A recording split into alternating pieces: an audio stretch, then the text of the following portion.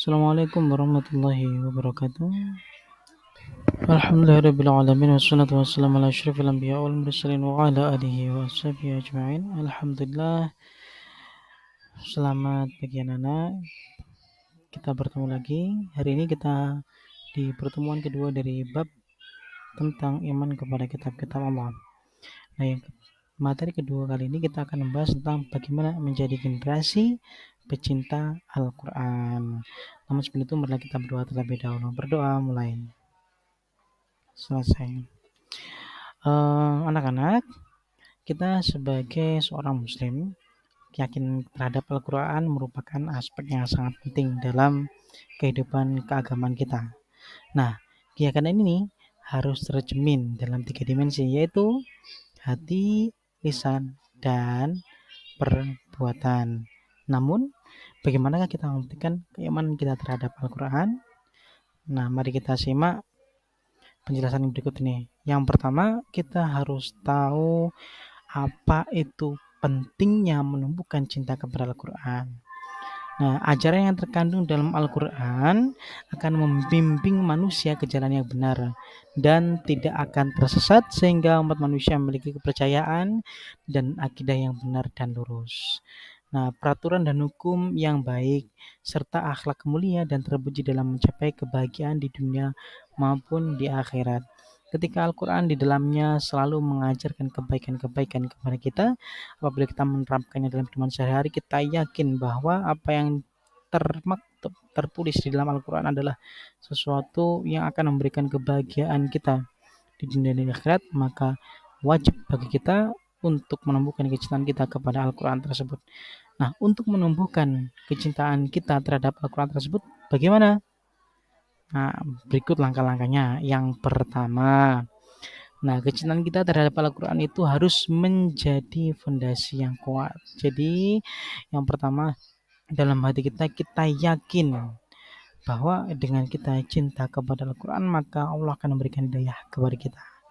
Nah, yang kedua, selain menanamkan rasa cinta kepada Al-Quran, yang pertama, bahwa yakin Al-Quran akan memberikan petunjuk kepada kita. Yang kedua, kalau memang belum bisa membaca Al-Quran, maka kita harus belajar tentang ilmu tajwid. Nah, ilmu tajwid itu apa?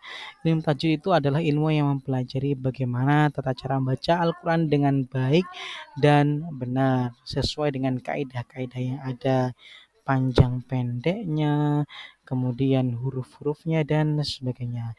Nah, setelah kita bisa membaca Al-Quran, maka usaha yang ketiga yang harus kita lakukan adalah memahami makna Al-Quran, yaitu dengan cara minimal membaca terjemahan Al-Quran, juga membaca atau menghadiri kajian-kajian tentang Al-Quran dalam satu majelis.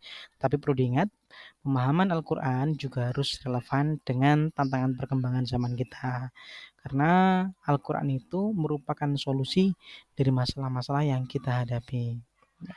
Yang ketiga, mentadaburinya, yaitu dengan merenungkan makna dan memperkuat kesadaran diri kita agar termotivasi untuk mengamalkan ajaran-ajaran Islam, utamanya yang terdapat dalam Al-Quran dalam kehidupan sehari-hari.